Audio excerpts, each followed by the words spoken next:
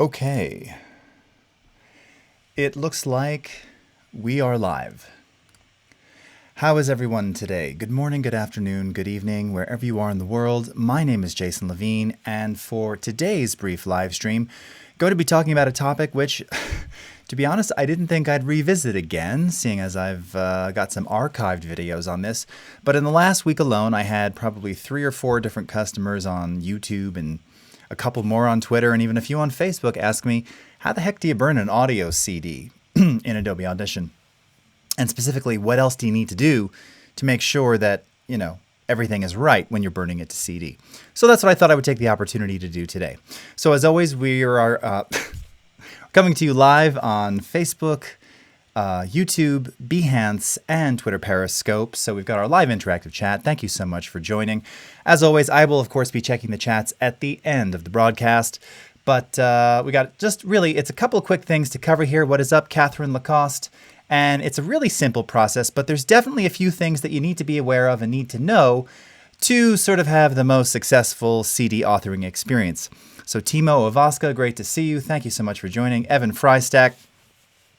Tony from Sweden, how are you? Greg Beecher from the UK, always very lovely to see all of you. Okay, we've got a very nice international audience joining, so as always, thank you so much. Okay, so to everyone, thank you for joining again. All right, let me just make sure. Okay, there's YouTube, great. All right, let's go ahead and switch over our screen. Oh, and I see just one last question here. What's up, Steve Casaboom from Wellington, New Zealand? Evan, speaking of burning, is there an Adobe alternate to Encore? I know the product was being discontinued. I miss being able to burn Blu-rays. So the truth is, Evan, I'm not as familiar with the current array of DVD authoring apps out there. I know there was like the stuff from Roxio. I mean, are they even around? Toast and some of those things. It's been a long time. It's been a long time since I burned an audio CD too. And I will be honest and say it's unfortunate that we don't have Encore DVD anymore. But if you ping me on Twitter, I can ask around and find some alternates for you. I apologize. It's been a long time.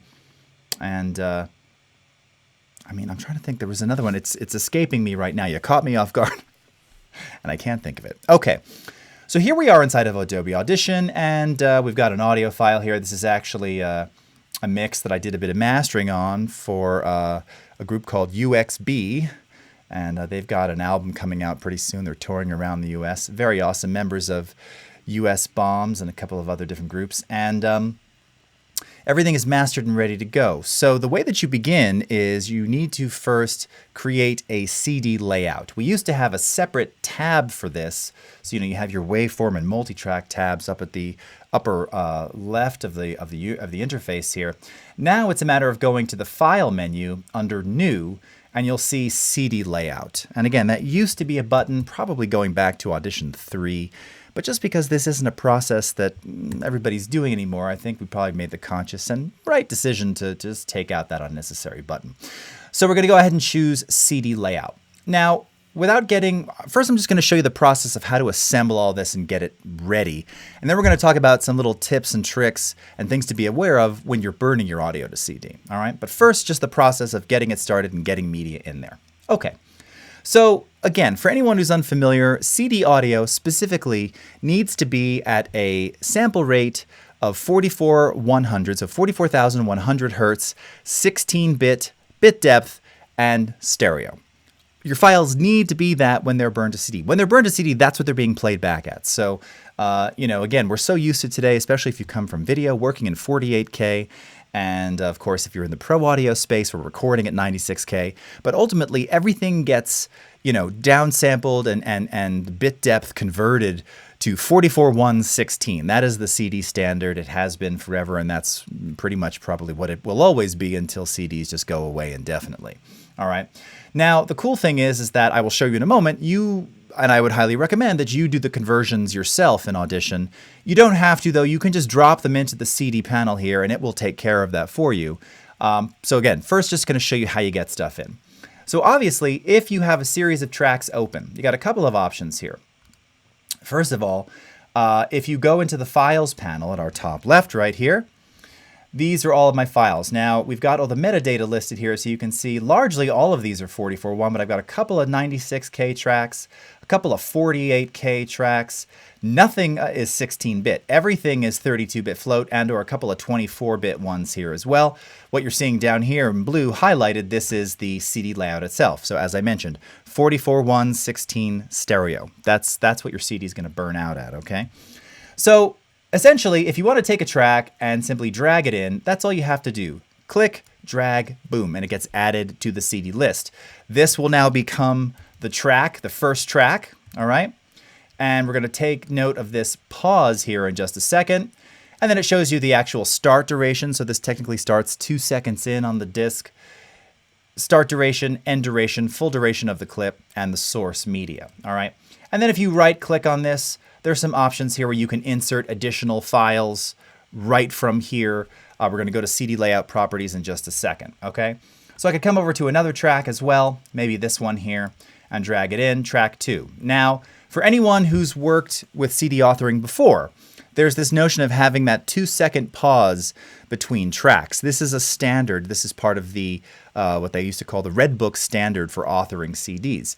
Now, as someone who has done a couple of albums, which you can find on Spotify, Apple Music, Google Play, and everywhere else that music is streamed or sold, 2-second pauses for ambient continuous music doesn't work. So you do have the ability here to change the pause amount between tracks, with the exception of the first track. There is always going to be that 2-second buffer at the very beginning of the first track on a CD.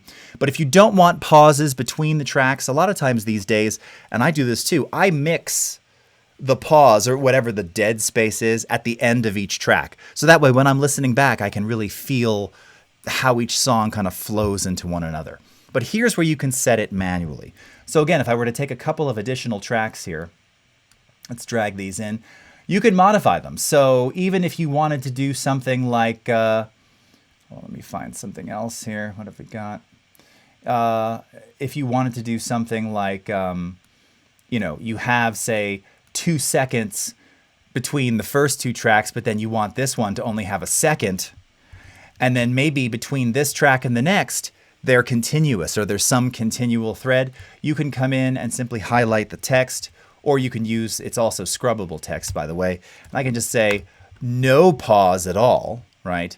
And now this shows you all the start and end times. So you can confirm, all right, track 3 starts at 5:17, it ends at 10:12. The next track begins at 10:12 and ends at 13:16, okay? So you have full control over those pauses with the exception of the first track. Now, a really common question that I get, and this was one that I got a few times last week, was what if I've got a multi-track session and I have multiple songs in here, or maybe it's just I've assembled a bunch of tracks in here and I want to, but they're maybe multi-tracked so they're not mixed yet. And I want to basically mix this down to a CD. How do I do that? Well, the answer is in the terminology right there. You actually need to physically mix down the multitrack first. So you can make one long file that has 10 songs in it, but you can't have it in this multitrack raw environment. It needs to be mixed down to stereo, okay? So to do that, of course, File, Export, Multitrack Mixdown. And if I had a selection, you'd see time selection highlighted or available, selected clips, same thing. In this case, we would do entire session. Now, what I like to do, if I have, because sometimes I will assemble things in the multitrack, if you make markers or regions, so let's just say for giggles that, you know, this is meant to be track 1, and I could hit M to set a marker here, and you see that it just created a marker for me. And then this section here, this is meant to be track 2 from here to here. All right, M, hit another marker. And then this stuff over here, this is meant to be track 3. You can create markers ahead of time, okay? So when it mixes down, those markers are preserved. So here's an actual example of an instance where I was recording with my buddy Fuzzy Island, played a lot of our music on stream here. One of our EPs is also available on Spotify and everywhere. And this is a session that we did back in July. So this was, we did 2 takes of one song, and you can see it's continuous. So this would be a perfect example of an area where I wouldn't want any pause between these because we're talking. But I've got the markers as part of the mix down, okay? Very, very cool. Now, these are by default cue markers. These are not CD track markers. So you need to change the marker type in order to insert the individual marker regions into the CD layout. Okay, so this is one of those little best practice things. So you'll notice over in the markers panel, and you may not have yours docked here. Again, you can always access that from the window menu. In the markers panel here, first of all, you should always give your markers a name. So the song is called Beulah, Beulah Land, so I'm gonna call it BE, and I believe this is take 4.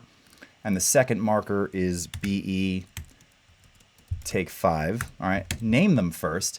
After you name them, you will see that there is a type setting for your marker right here. A type, not to be confused with typesetting. There's a type of marker. You can choose the type of marker you want.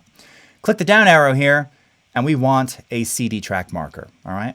So we're gonna switch the default cue markers to CD track markers, okay? Now you can also do this in the multitrack. When you make your marker regions like you saw here, we could set these ahead of time to CD track markers, so they mix down as CD track markers, again, saving yourself a little time in the end, okay? Super cool. All right, so now we've got our file mixed down from multitrack, multiple selections here. We've got, they're named, they're markers, they're CD track markers. Let's go back to our CD layout. So from the editor panel here, I'm gonna click on this little hamburger menu, and you'll see that I can access the CD layout right here. All right, that's the fastest way to get to it. Go ahead and click on that, all right? And now I wanna drag in those 2 versions of that song. All right, so you might think, oh, well, cool, I see these little arrows. Maybe if I expand this, it'll show me both of those marker regions. No, that just shows left and right. That just shows the channels. That's for channelization, and you can do some stuff there. I showed some of that in another stream. What you're also noticing, though, is that we're not seeing anything in the marker panel. So you might double click on this, like, okay, I see them here. There they are. All right, let's go back to the CD layout, and they're gone. What's up with that? Okay. Well, you need to enable this button right here, which is Show Markers of All Files. I can't tell you how many times I've had someone contact me and go, I'm not seeing my markers. You lied. And it's like, oh, right, this button. I do not believe this is on by default. So when you turn this on, now this will show you all markers in all of the files contained in your Files panel here. So let's go ahead and twirl this up until we find the one that we want. Right, which in this case is this one right here. And I know that because I can see that it has the names that we just gave it. BE, take 4, take 5, okay? And again, this will now allow me to take this, take 4, drag it right in here, take 5, drag it right in there, all right? What's up, Ravi? Any new updates in 2020 for CD burning? No, it has not changed, all right? And again, as mentioned, so we've got that pause between the tracks. I don't want a 2-second pause between take 4 and 5 because there's talking. So this is an area where I would just set that pause to 0, and then there's a 2-second pause between that take and whatever the next track is. That's fine, okay?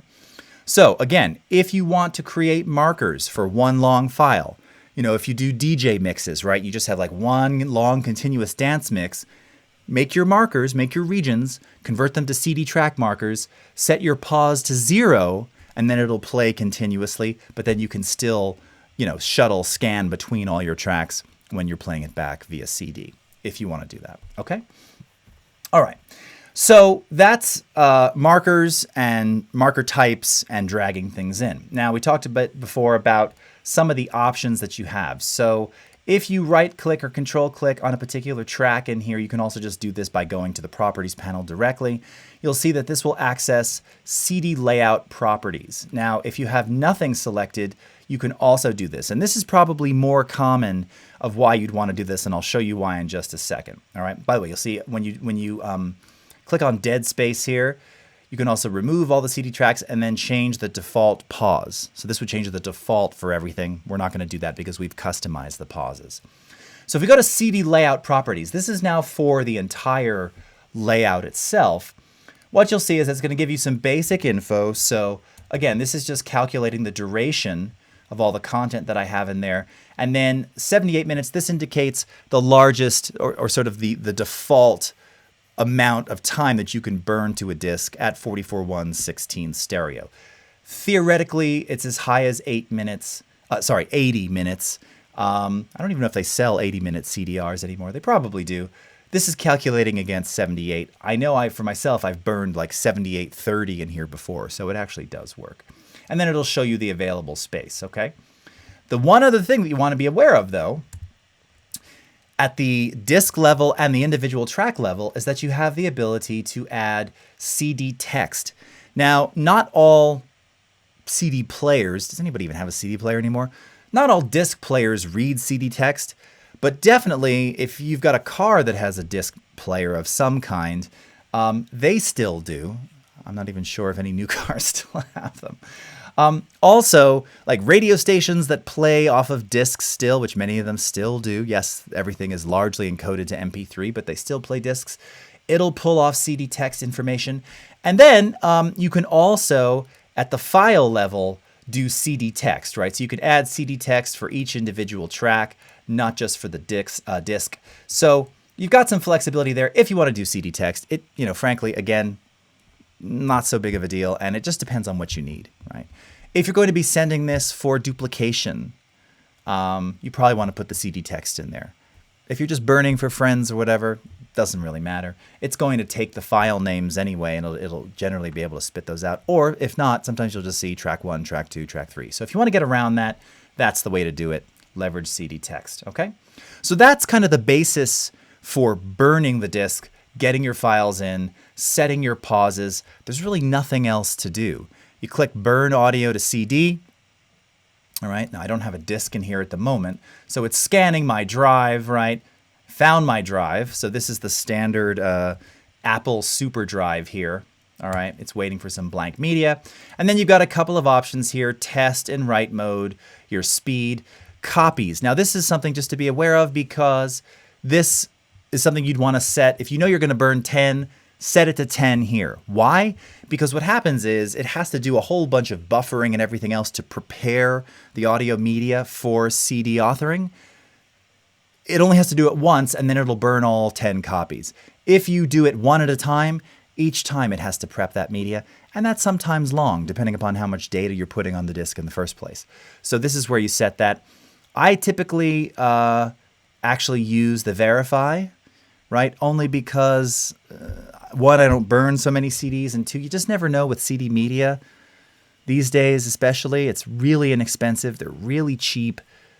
If you're buying them from a Best Buy or something, who knows how long they've been sitting there. Just a good idea to verify that the burn is solid. And then, of course, you also want to listen to the whole thing after the fact. All right? But that's it. You click OK, eject CD when complete, and it does its thing.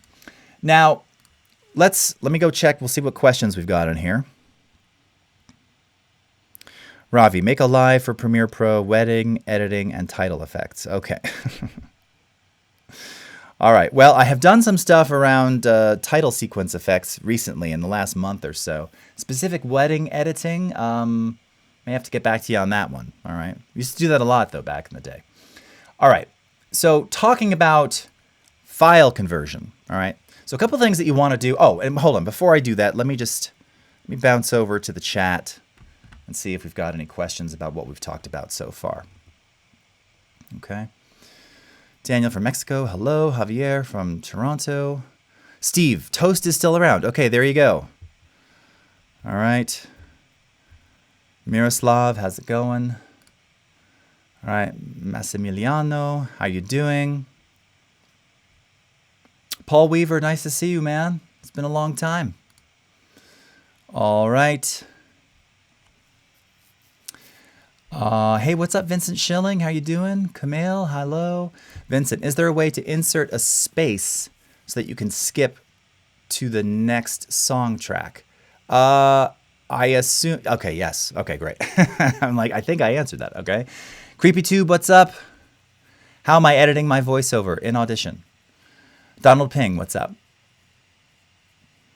Michelle Van Helden, shouldn't you remove the 2 seconds on take 5? Well, again, the 2 seconds on take 4 will move it before the previous track. So, right, because you have to look at the list as there's 2 seconds before the first, right? And then 2 seconds after this one into this track, 1 second into this track, nothing into this one, nothing into the next one, 2 seconds into the next one. All right? Okay. What have we got? And Vince is in his car. All right. I'm glad somebody's still burning. By the way, I initially had titled this Burning an Audio CD, and I thought, you know, if you're not familiar with the terminology of burning CDs, you're going to wonder, why the heck would he be burning an audio CD? Lighting it on fire. Okay. We're getting off topic. All right. So if you want to stop watching, you can stop watching now. If you want to know some of the things you need to be aware of to get the best sound and to make sure that your conversions and everything are perfect and transparent, keep watching. So the first thing is, if you have media that is not already 44:1 16-bit stereo, I recommend doing the conversion here in Audition before you drag it into the CD layout. And the reason for that is it's two and threefold. One, when you convert something from, say, 96K 24-bit, which in this case is this track here, down to 16 44:1 stereo, things change. Now, we have a very good conversion algorithm, dithering algorithm. They're very transparent. They're wonderful. You can access those under Edit, Convert Sample Type. So in the case of this 24-bit 96K track, I would convert the sample rate. I don't want to keep it same as source. I want to convert it to 44:1. Quality at 100%.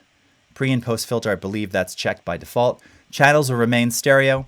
Bit depth 16. And then you want to make sure that dithering is enabled. And I believe the default dithering type is triangular. I have auditioned all of them. I can honestly say that the triangular default, for my ears, I like the sound of that one best.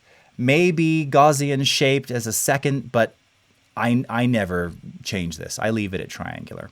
Noise shaping, not really something we need so much anymore. I don't typically recommend using that at all. That really comes from, that's kind of a legacy type thing. It's specific to, again, how it shapes content when you're obviously, we're throwing, if you're going from 96 to 44:1, you're throwing away a lot of frequency there. You're doing a whole bunch of things, and the dither is handling some of that for you as we're adjusting bit depth. But noise shaping specifically, honestly, this is good. You just don't need it anymore. All right. The algorithm is so good. It's really transparent. Listening at 44:1 or 96 is going to sound virtually the same. It really is. The dither does that good of a job of handling all of that. If you want to use noise shaping, go for it. And if you are going to go for it, typically I recommend the neutral light setting. That's probably all you need. And it'll, I don't remember if, I think that gives you options to, yeah, you can still modify the crossover and strength. Adaptive, I typically left that off. Again, I never use this, and I've never found that sonically I'm missing anything. Way back in the day, yes, but not anymore. All right.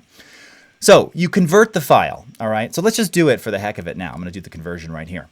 It's pretty fast. It does the conversion. And you may have seen that just on screen, certain things change. All right. Now let me show you what I mean by that. We're going to undo the conversion here. And let's go into Amplitude Statistics. All right. So this panel, as I've talked about many times on stream, tells you everything you need to know. You're going to click on Scan Selection. And this is essential when burning to disk because unlike going to MP3 or some kind of H.264 or compressed file format, CDs are not forgiving if you have what are known as clipped samples. These are actual individual samples. And again, at 44:1, there are 44,100 of them per second. It is not forgiving if you have clipped samples. When you burn to disk, if you literally have, I mean, again, these days maybe you can get away with one or two. The problem is if you have several or multiple, you're going to end up with little digital clicks during playback, and that's bad. And sometimes you'll just get this really harsh digital noise. So this panel ensures, number one, that your peak amplitude never goes above 0. Well, it's monitoring what's in the file. So in this case, minus 0.3. All right, no clipped samples, and then all of your loudness settings, and the bit depth and everything else. Okay. Now keep that in mind. No clip samples. The peak amplitude is minus 0.3 for left and right. All right, and we're at bit depth 24. let's redo the sample conversion, all right? And we're going to have to rescan the selection here, right? Because we've changed the data. And if you're looking at the waveform already, you're probably seeing some things have changed, right?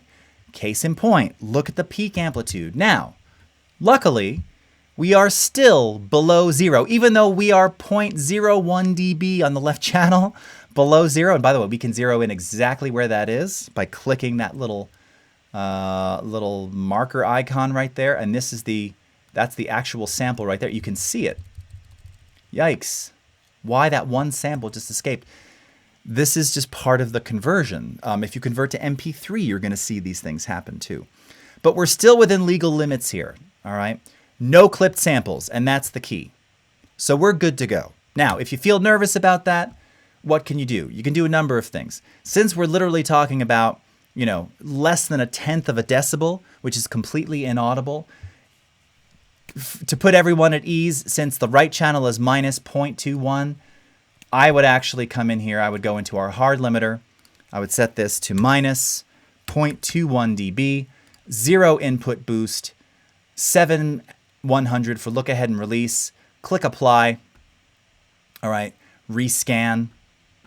Okay, and now you can see that the left and right are even here. All right, and we're good to go. There's no fear there.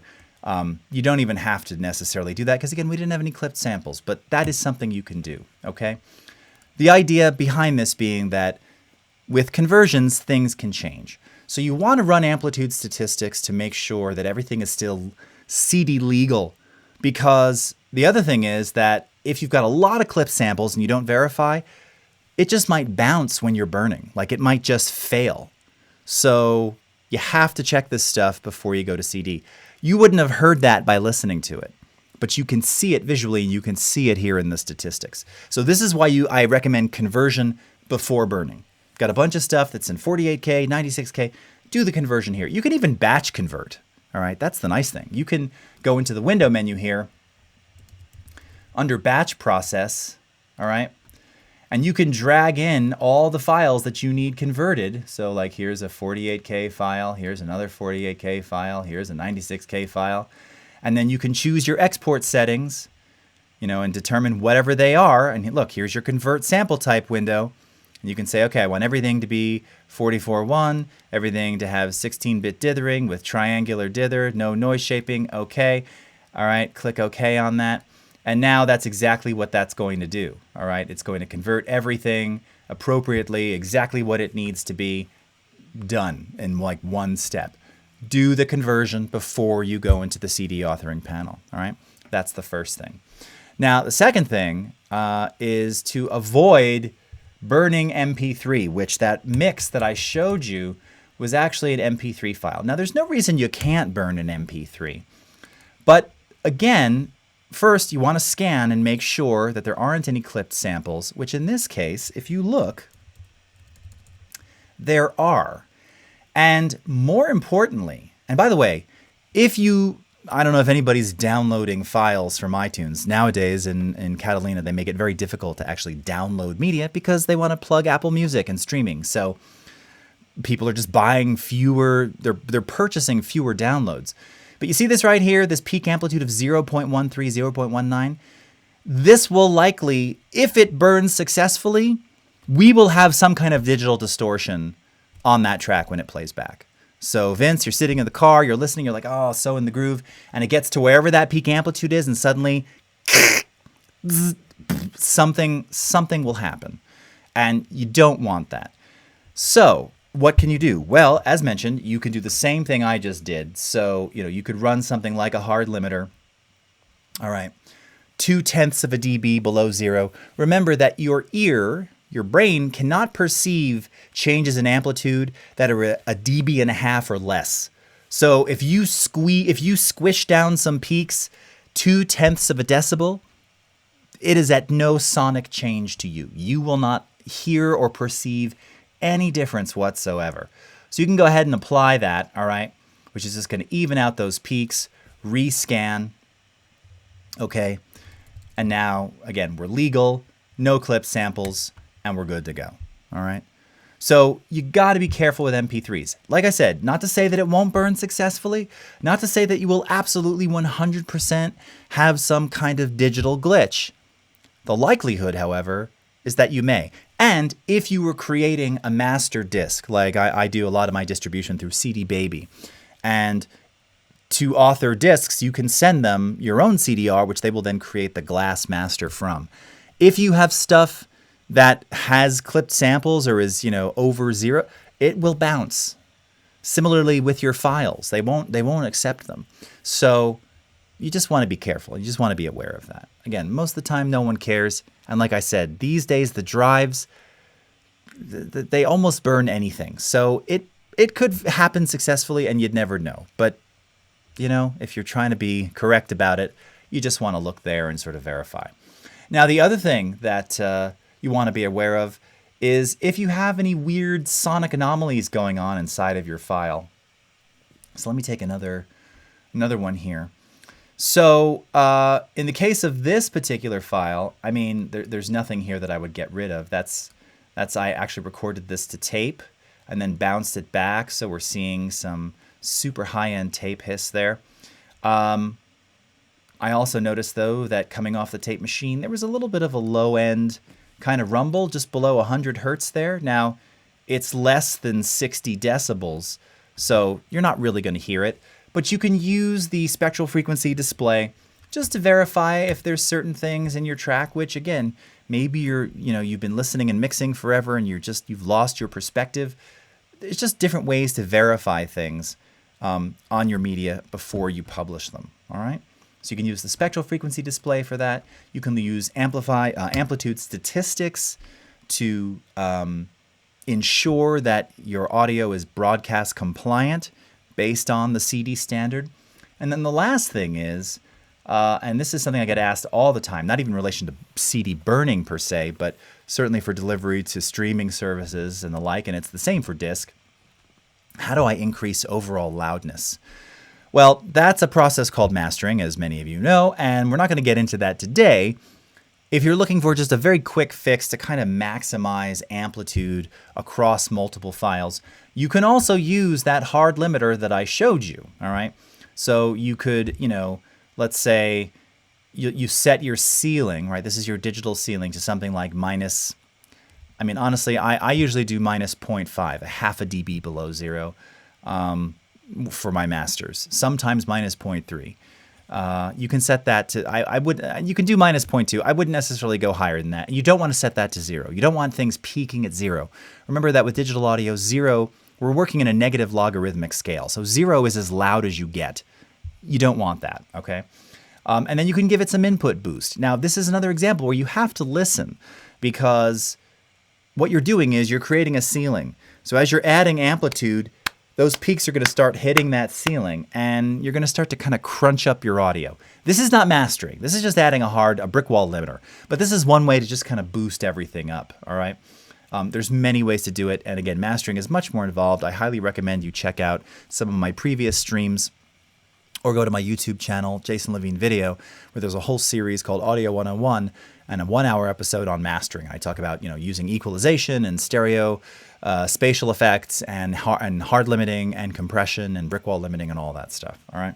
So one of the things that you can do is add something like a hard limiter, which will take care of some things. The other option that you have, which is maybe a little more apropos for the way that many people will use it, is this panel here called Match Loudness. So if you had a track, and I'm actually going to, let me open up something here. Go to my music. And let's go to Beth Ditto. Love my Beth Ditto. All right. So this is a song. Again, this was from, was this from vinyl? It's MP3, so I must have made this file. But this was an MP3 from some other digital source. I can't remember now. So again, if I were to scan this, now again, this is already an MP3. It plays fine in iTunes, but like I was saying, look here. 1,000 clip samples. Peak amplitude is well above 0 dB. This is not CD ready. This will almost definitely error out, cause a problem, okay? And you can see just by looking at the waveform, it's hitting the top of the waveform here. not good. So again, you even have things like our little amplitude control right here. All right, we could move that down. All right, rescan the selection.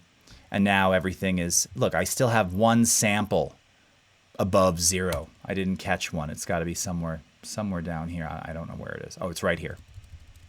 Right there. Actually, I could have just verified that by clicking on it right there. Okay. Oh, it's that one too. So there's 2 of them.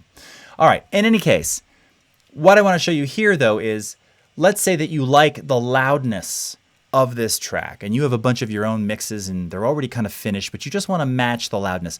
And this track is pretty darn loud. You've got a maximum RMS here of around -3 dB relative to full scale.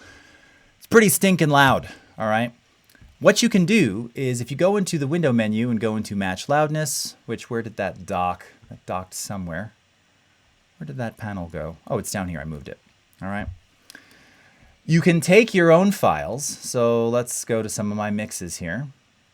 All right, we'll go into this night march, and this one here, and this one here.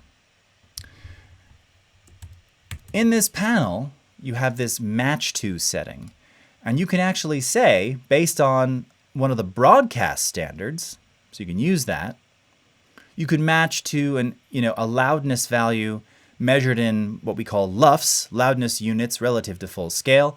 This is how everything is measured today for Spotify when they say like mastered for iTunes. They're looking at what it's measured in LUFS here, not dBFS anymore, LUFS. It's the overall loudness, how we perceive the overall program that you're listening to, not peaks. So you can dial in any value that you want here. And I think the Beth Ditto track was around -9 or something, -936. So you could do that manually. Or you can say match to a file, okay? And then it lets you choose the file that you want, which in this case is that one there called fire, all right? And we're going to use limiting, all right? So I'm going to run this. It's non-destructive. You can always undo it. And by the way, it's already telling you, if you look in here, you know, how each of these files kind of stacks up. So these two right here, they're pretty similar to the Beth Ditto one. In fact, they're probably not going to change all that much. This one down here is significantly quieter, okay? So if we were to run this on those tracks, all right, it now rescans them, and what you'll see is it tells you exactly what it did. So this one, it didn't have to adjust at all. It was already ultimately the same. And remember, that loudness, it's showing you a definitive like -9.2. That in and of itself is an average, which is why you're just seeing both of these at -9. And then this one here, it had to increase by almost 9 decibels. Now you might say, well, why is the loudness, it's not -9, it's -12. Well, again, for whatever this is, it's obviously, it's not, this must be like a single track of vocal or something. So even though we're compressing it and doing all this stuff, it still has enough dynamic range where it's perceived at the same level, but it's measuring a little bit quieter because it's not bass, drum, guitar, blah, blah, it's just one thing, all right? Not uncommon to see that with single channel files, all right? So that's one way to kind of match your audio to something existing that you like. Again, that isn't mastering. That's kind of copying the master loudness. I usually recommend doing this for things like dialogue tracks. It can get a little hairy with music because especially if you're increasing or boosting audio content significantly. All right, like here's the, yeah, this is just a scratch vocal. But if you take a look at it though, we scan it here. All right, so again, you're looking at the loudness. Okay, we're looking at the peak amplitude, so it's good. No clipped samples. Maximum RMS around -4.9. Remember, Beth Ditto was -3.5. So we're kind of in that same range, about a dB difference. You may hear it ever so slightly, but you can see that this is just a standalone vocal. Don't you be? All right. So really, really useful, again, for like individual voices, individual tracks. With music, you just want to be careful because if something is really loud and you have something that's already been mastered, it can get pretty crunchy pretty quickly, okay? And that's it. Couple tips and tricks to prep your audio before you burn them to CD. All right, so one last little view at all of our chats here. All right, Upant from India, hello. Carlos, hello. Sandeep, great one. Thank you very much. All right. Catherine Lacoste, this is available. The replay will be available on Behance. It's already available. Actually, no, it has to, yes. What's happening? You'll be able to watch the replay on Behance, but give it a little time because it has to convert the live stream to a video file. So, but it'll be available on Behance, on YouTube. You can already watch it. Facebook, you'll already be able to watch it. Twitter, Periscope, you'll be able to watch it at any time. Okay. All right. Let's come over here to our chats. Okay. Hey, what's up? Kamal from Turkey. EDMC, amazing insights. You're very welcome, sir. Thank you so much. Okay, and that looks like it. No more coming to us from the Facebooks. Okay, very good. Well, everyone, thank you so much for watching. I'll be back tomorrow on the stream, and we'll likely be back in Premiere Pro around this time. So be sure to stick around for that. Also want to remind you that I've got a new show, a new series. It's video and motion masterclasses on Adobe Live, Fridays at 10:30 a.m. Pacific time. So this will be episode 4 of the video masterclass, and this week it's actually episode 4, but part 2 of getting started with Premiere. So if you're new to Premiere Pro, new to editing, I take you through all the steps. Last week we covered the very basic fundamentals of starting a project, importing footage. We talked about the different cutting tools, making selections, setting in and out points, and dragging things into a timeline. Real basic, real simple. This week we'll pick up where we left off and continue with basic things like, excuse me, getting some hiccups, adding some text, a couple common effects, things like Lumetri color, maybe some warp stabilization, a basic overview of the audio track and clip mixers, which are very important to know, and then just some basic ideas around exporting, whether it's to YouTube or just to any basic file format. So again, that's Fridays at behance.net/Adobe Live or behance.net/live or on the Adobe Creative Cloud YouTube channel, Fridays 10:30 a.m. Pacific time. So until then, have a great rest of your morning, afternoon, evening, wherever you are in the world, and we'll see you again next time. Take care, everybody. Thank you so much. Bye-bye.